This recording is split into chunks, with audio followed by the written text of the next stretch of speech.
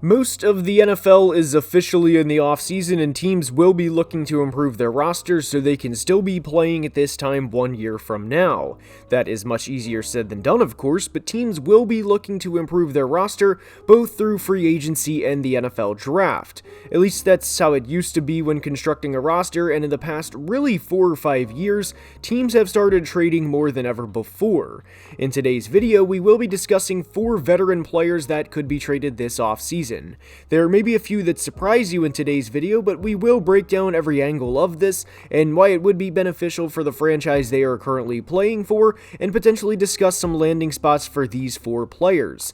With Justin Fields on the thumbnail, yes, we will discuss Justin and we will discuss landing spots that make the most sense for him, but he's not the only player we are going to break down in today's video. Now let's begin. We are starting today's video with Broncos receiver Jeudy. Jeudy was a great receiving prospect coming out of Alabama back in 2020, and in his time with the Crimson Tide, he was a Biletnikoff Award winner, as well as a 2-time first-team All-SEC player.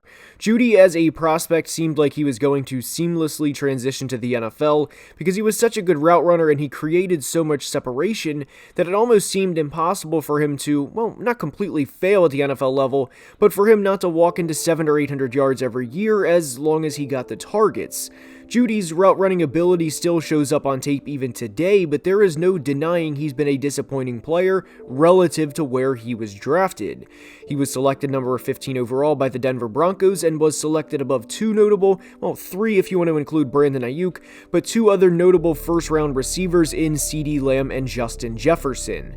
The talent Jeudy has is undeniable, but it's not consistent, and I think everyone would have been surprised if you would have said that 4 years later, Jeudy would only have 11 total touchdowns entering his 5th NFL season. Not only that, but Jeudy's drops have been a concern throughout his career, as he had 12 in his rookie year alone, and I do want to credit Jerry as he has had 12 in the remaining 3 years since. This is per PFF, by the way. But we are entering his 5th year, and the Broncos have been frustrated at times with Jeudy, whether it's due to lackluster play on the field or getting into it with Steve Smith before the Chiefs game in 2023, in a game Jeudy would go on to have just 14 yards, or a combination. I think 2024 will be the final year for Jeudy in a Broncos uniform. It makes a lot of sense for Denver to move on from him, as they probably do not want to pay him, and there is also a possibility he has already played his final game in a Broncos uniform. One place that I think makes a lot of sense for Jeudy is Carolina. The Panthers had an awful 2023 season, which is an understatement, and they finished 31st in points per game as they averaged a measly 13.9 points per game this year. Not to say Jeudy would fix everything, of course, because he wouldn't, but if Denver were looking to unload Jeudy, I think Carolina would be a great change of scenery for him, and not only that, but he would get to catch passes from a fellow Crimson Tide player, and that, of course, is Bryce Young. The Panthers will probably address the receiver position in the 2024 draft, but Jeudy is still young enough where if he were to have a breakout year, and if he were to have the first 1,000-yard season of his career, he could be signed to an extension with Carolina and play there for the next several years. For any team, not just the Panthers, this is a perfect example of a buy low player. Another team Jeudy could go to is the Chiefs, but I don't think Denver would necessarily want to trade him in division. Trading him to the Panthers would benefit both parties because the Panthers need to do anything they can to help out Bryce Young. Jeudy wouldn't fix everything, of course, but having a receiving core of him, Adam Thielen, another year of experience with Jonathan Mingo, and a rookie in a loaded 2024 receiving class would certainly help the development of quarterback Bryce Young.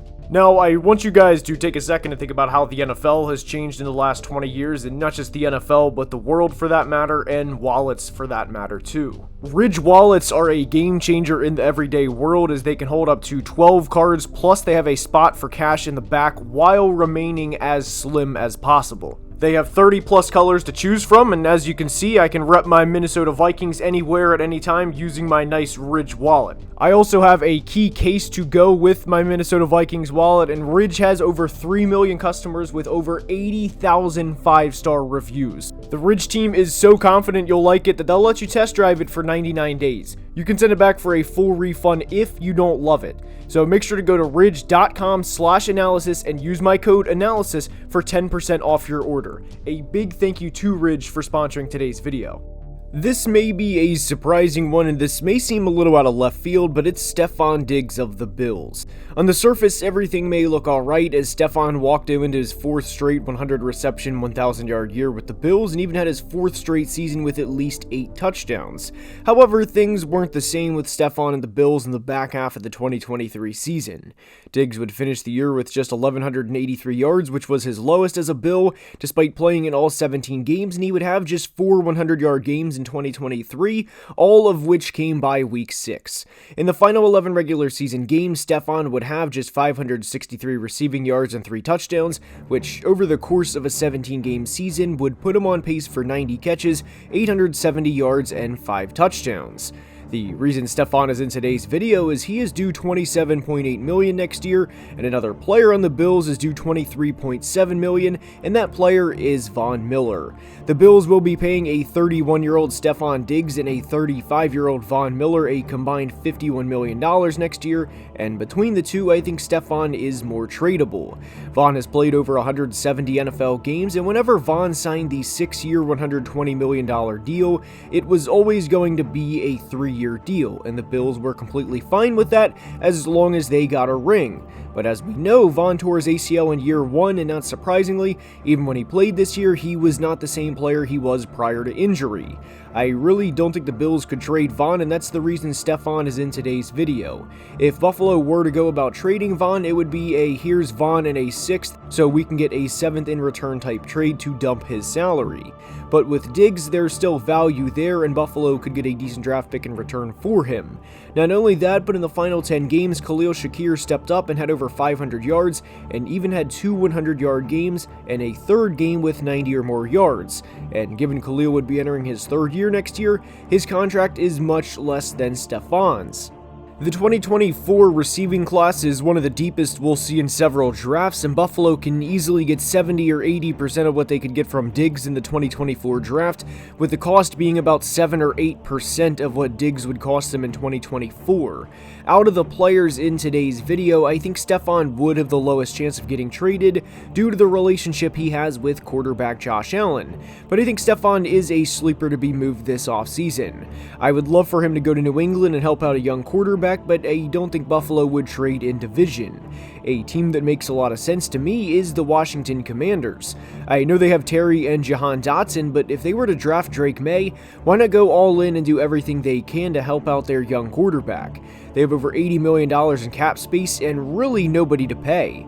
They also have draft capital to trade, and I think Diggs would also love to play for his hometown team. Shout out PG County, Maryland, and I think Diggs to the Commanders along with Drake May would be the start of rebuilding Washington.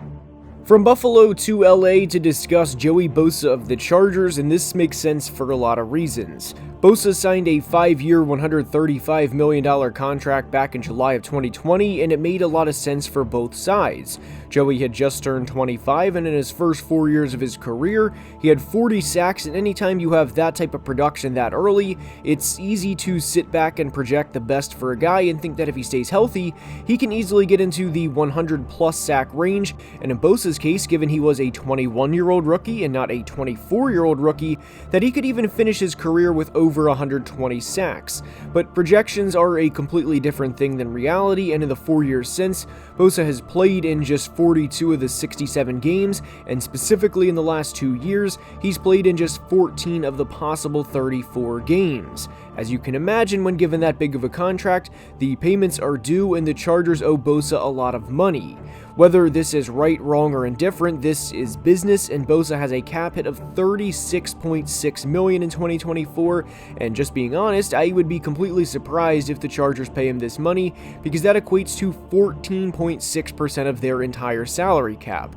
Not only is that a huge number in itself, but he's played in just 41% of the games over the past 2 years.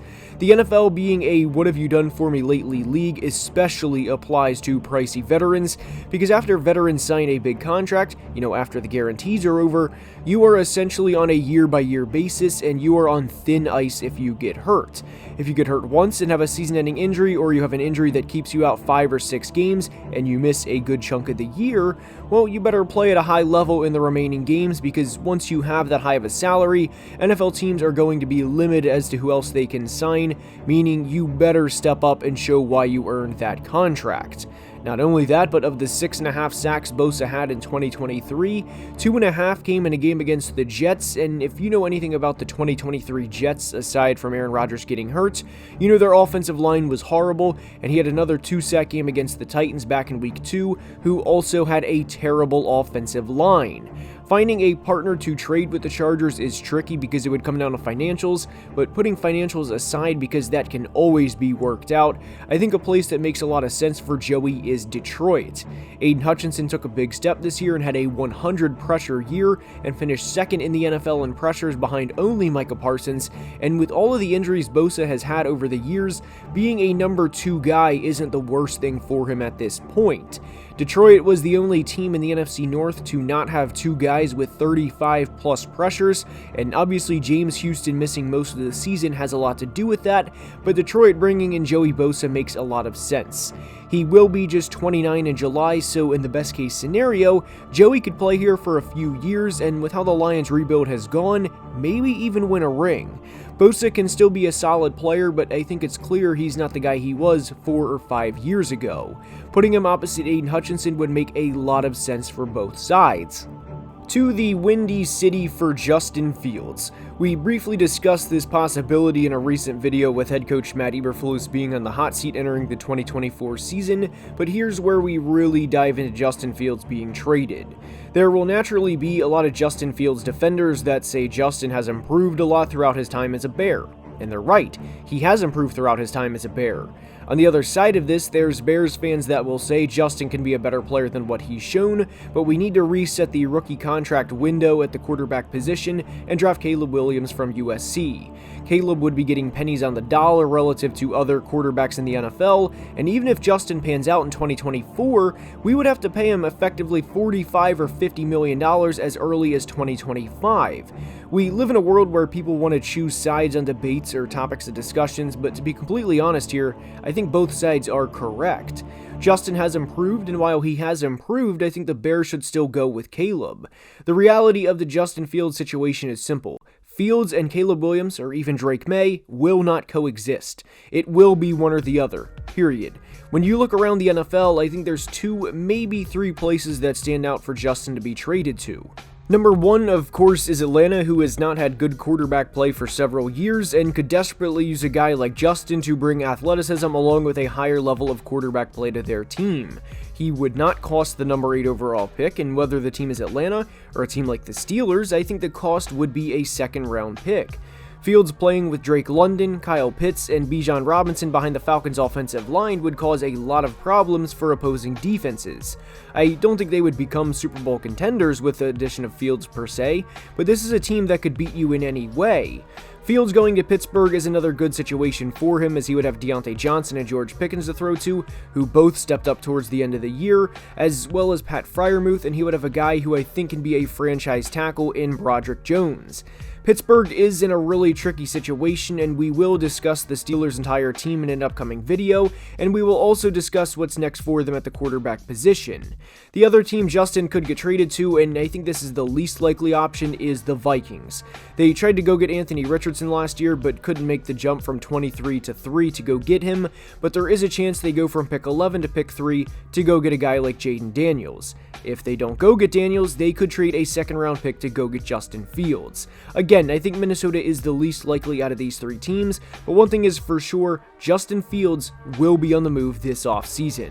I hope you enjoyed today's video, and if you did, please like and subscribe. It's only about 33% of people watching are subscribed, and it helps the channel tremendously. Thank you to Ridge for sponsoring today's video, and until next time, be safe and have a great day. Love you guys.